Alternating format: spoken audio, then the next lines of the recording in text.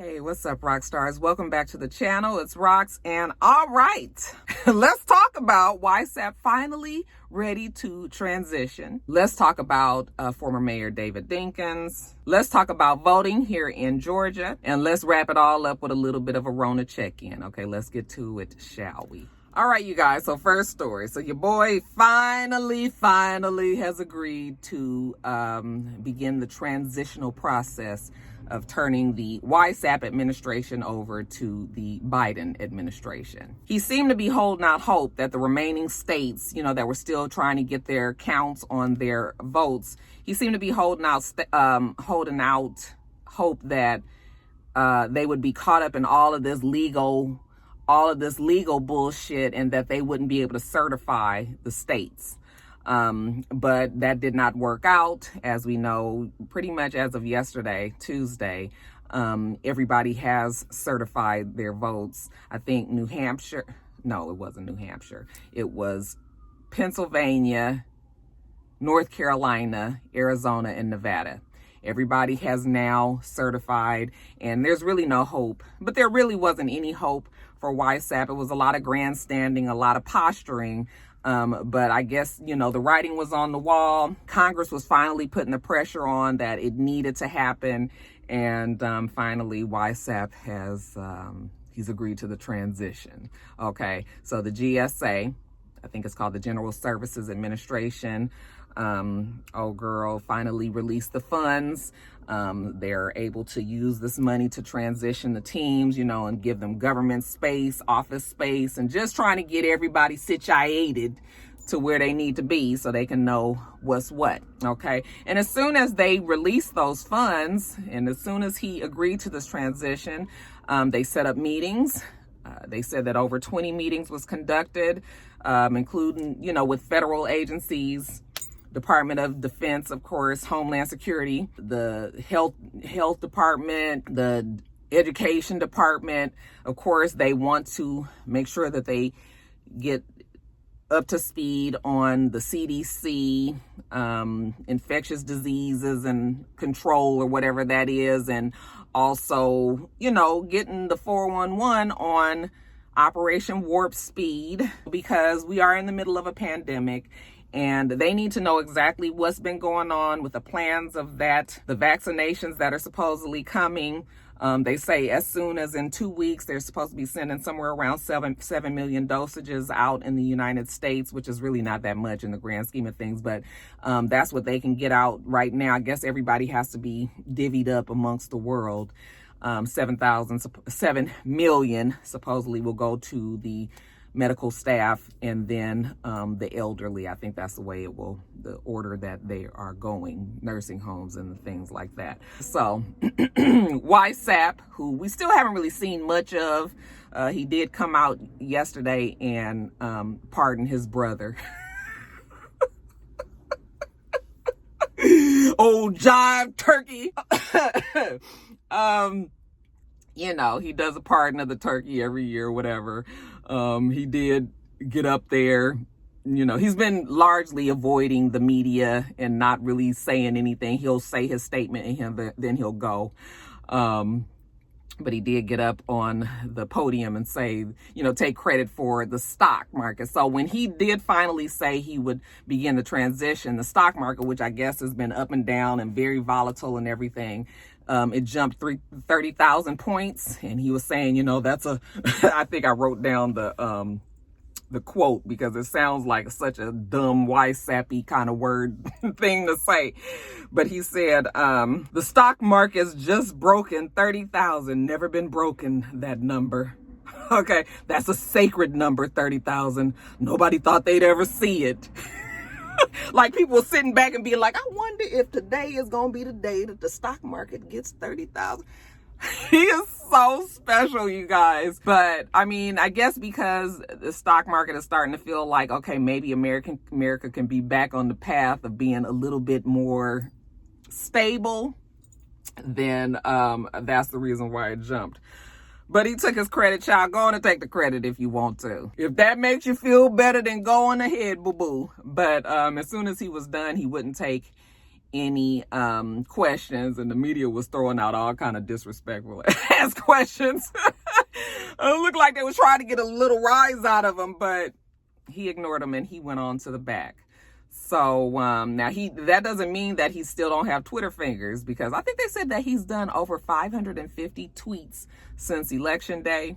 You know, and his latest tweet has said that he is going to continue with his legal, with his legal pressure, and that ultimately it will show that it was a rigged election. Okay, now the courts would tell you otherwise, because they put all type of cases in, and every single one has been thrown out, and that's been 30, 40, 50. Okay, so it ain't looking too good for your boy. He gonna be out of there soon, and it's too bad that he had to end his legacy. I mean, it already was not the most positive, and then he just has to be true to his character and just go out like this, just kicking and screaming. You know, what did Anderson Cooper call him? An obese turtle on his back. Woo! Child, they made Anderson apologize for that, but I was cracking up because I could just picture it, y'all. But anyway, yeah, we finally are on the move with this. Biden said that everybody has been very forthcoming with the transitional, the briefings. Nobody seems to be begrudgingly given the information, and he said he expects the rest of the transition to go that way as well. Okay, so yeah, you guys, at least for now, it looks like we are going to be transitioning. Of course, I know that YSAP still has some things under his sleeves. He's got some pardons coming up. Yes, I did see the video somebody sent me about him selling a lot of arms to the Emirates, because he plans a strike on Iran, and they should be able to protect themselves. And, we do know he's pulling out the troops. I didn't go and research that. I'm so bad on foreign affairs, but there is a video going around where a woman is saying, like, all these things are going on in the background. He's, planning this strike, and it will happen, which is unheard of in a transition. Usually everybody's trying to get their ass up out of there, but he's still trying to do this, throw the U.S. in some sort of Middle Eastern conflict and leave that mess for Joe Biden. Hopefully, he won't do that, but we do know that he's gotten a lot of his defense team and put in these loyalists who might do exactly what he wants them to do. So hopefully, though, Congress, I don't know, maybe Congress could put a stop to that. Like, I don't know how that works, man. And I didn't research that to really get the full story and fact checked on that, but that is going around. That's one of the stories. So I know that YSAP has a lot of other things happening. Oh, one of the questions that they asked him was he going to pardon himself? And I was like, well, is he? Because I know people is chomping at the bit, especially New York, to put his ass in jail. That's neither here nor there. Let's just get him out the fucking office first, and then we'll move on to whatever else happens with YSAP after that. All right, you guys, let's move on to the vote. We have a special election coming up here in Georgia. January 5th, I believe, is the date. And it will be the Senate positions, 2 Senate chairs here in Georgia. There's a runoff between the current senator, which is David Perdue. He will be going against documentary maker John Ossoff. Okay. Then we have billionaire Kelly Loeffler. She will be going against the great Reverend Raphael Warnock, who is the head preacher at Martin Luther King's former church. I can't even think of the name of it right now. Ebenezer. It is let me tell you, this race I have never seen so many commercials and so many negative commercials especially from the Republicans going towards the Democrats. The Democrats try not to be as good as the Republicans, but both sides actually have been quite besmirchifying. Shout out to Don King. But, yeah, the commercials are just horrible. This fight and this race is a big deal, and we know it is because this race will determine who has the majority in the Senate.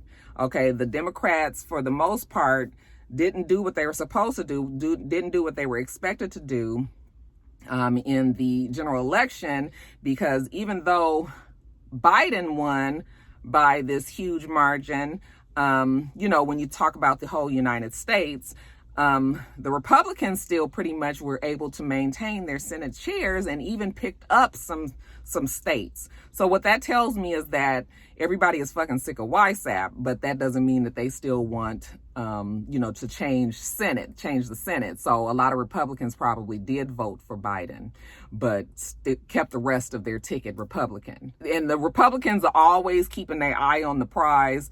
I had started to see articles maybe a month or two ago where they were saying maybe it would be better to sacrifice YSAP, but to make sure that they kept the Senate. So I think that was what the rumbling was going on in the background. Okay. And it worked.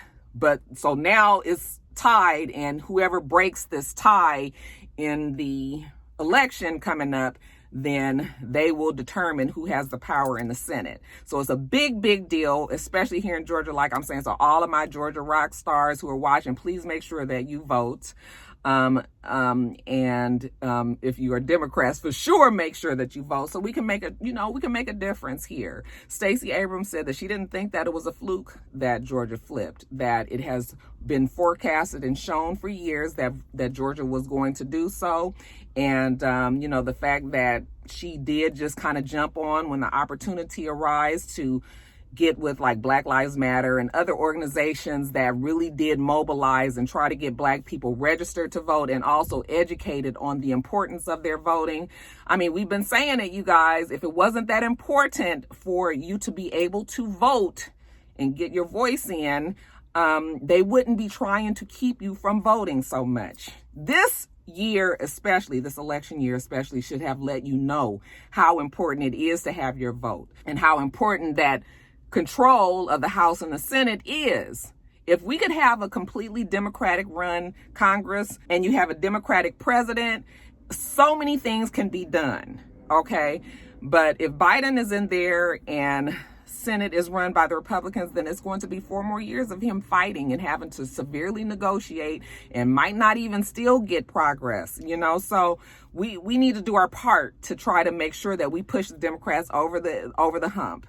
Okay. And then not drop the ball afterwards and just be like, okay, now that we did it, we gonna lay off. Like, we need to continue the pressure on so that the Democrats can kind of keep the control for a little while, because the Republicans have had it. That is what's happening there. Now, speaking of voting and voter registration here in Georgia, there is a video also going around about a woman who she's saying that she does work in an organization where she makes sure that people are registered to vote. She's starting to realize that many Black women, well, she said that 11 women that day alone who had voted in the general election for the presidency just in November, the beginning of November, that they were no longer on the list as registered voters. Okay, that they had been purged from the system is the words that she used. She said, and that 10 of those 11 women were Black. So she was like, Black women, you're being purged. You need to go on to this website here, I'll put it here,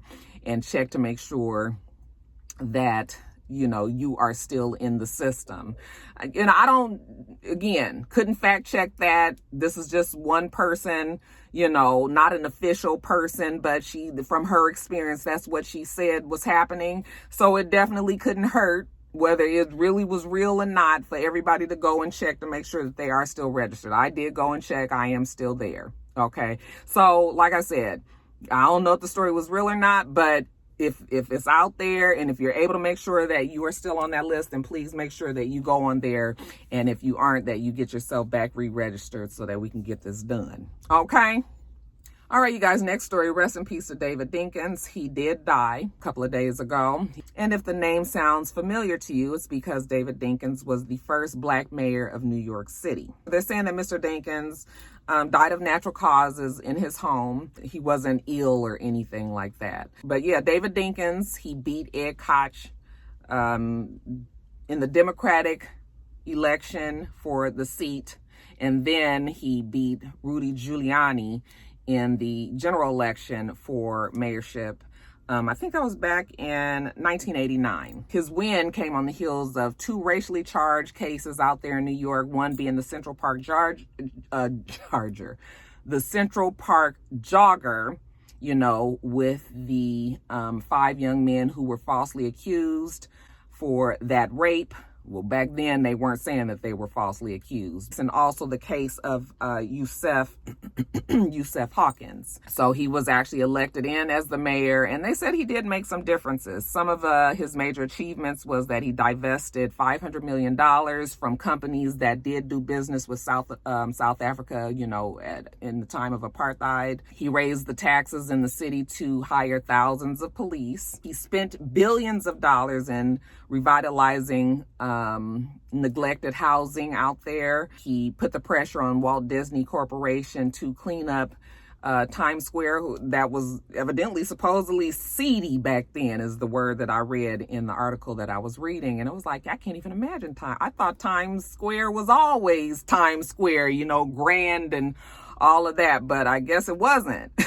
So they said that he was responsible for those things. I think when he finally did get beat again by Giuliani, I think 4 years later, I don't know much about David Dinkins. I'm from California, but my rock stars out there in New York, what you remember most about David Dinkins, then you're welcome to do so. First Black mayor of New York City, though, that has to be an achievement. He leaves behind his son and daughter, David Jr. and Donna. They're his 2 grandchildren. I think his wife preceded him in death.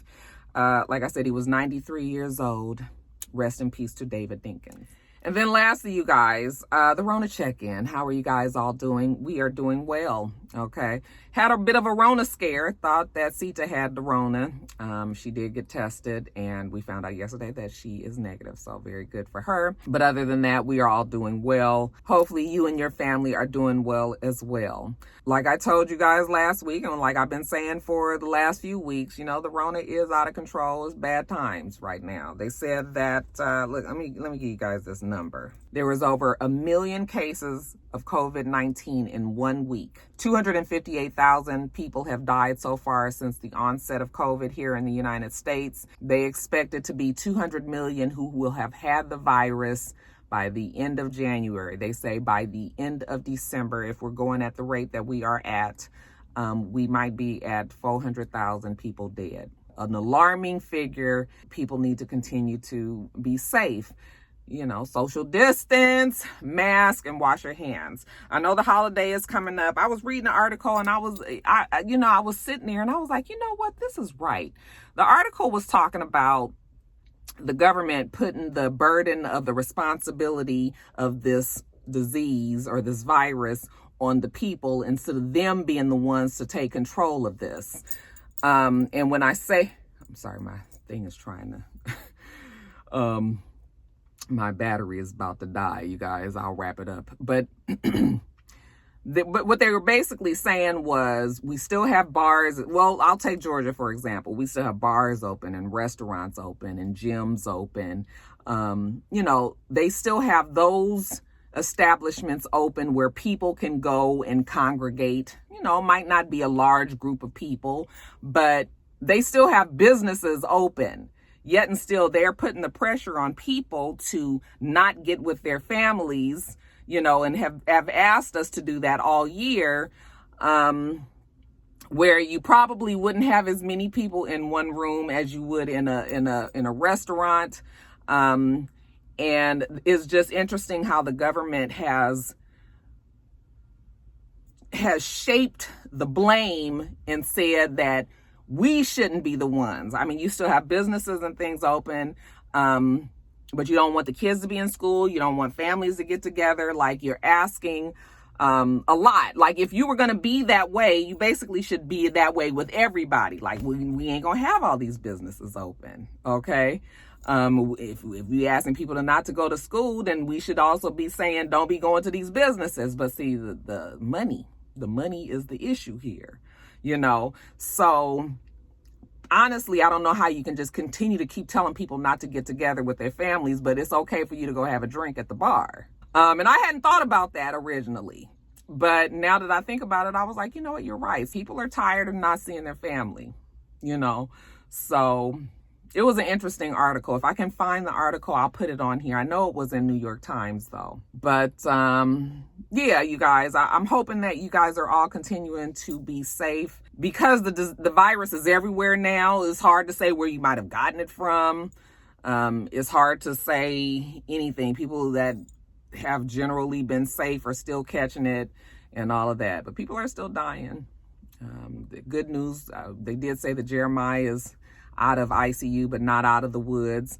But at least he's not, well, I think they said he's not on the ventilator. He might still be on the ICU.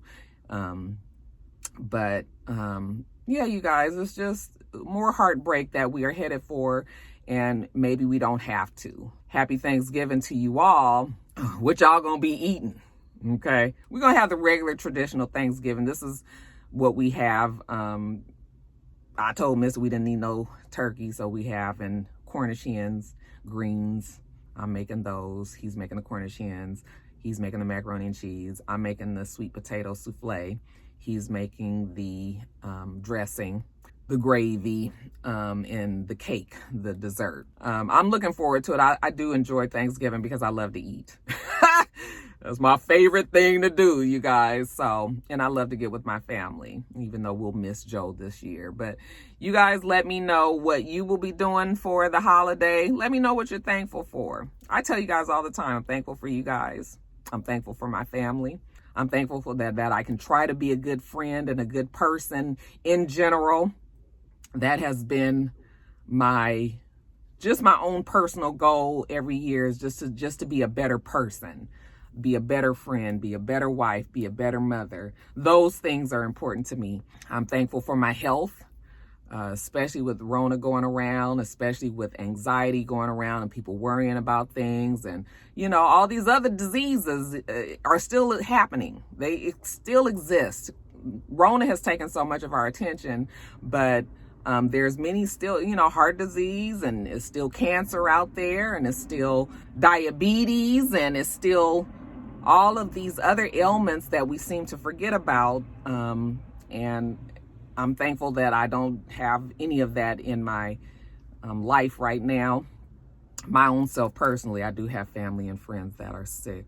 And we continue to pray for them. But yeah, what I'm thankful for is just my life. I'm thankful. You know, shit has been real fucked up in the past. So when things start to be a little bit more, you know, level and stable, and, you know, there's no drama and things go well, then you can't help but be thankful for that. So that is what I am thankful for. You guys tell me what you are thankful for. Maybe write down a little bit of your gratitude so you can look at it. But yeah, that's it, you guys. Let me get on. All right, you guys, make sure that you rate, comment, and subscribe to the channel. I'm It's Rox. The channel is for It's Rox. Everything else I do will be in the bottom bar. All right. So I hope that you have a wonderful, wonderful rest of your day, and I plan on doing the same. Till next time, ROXSTARS. Bye.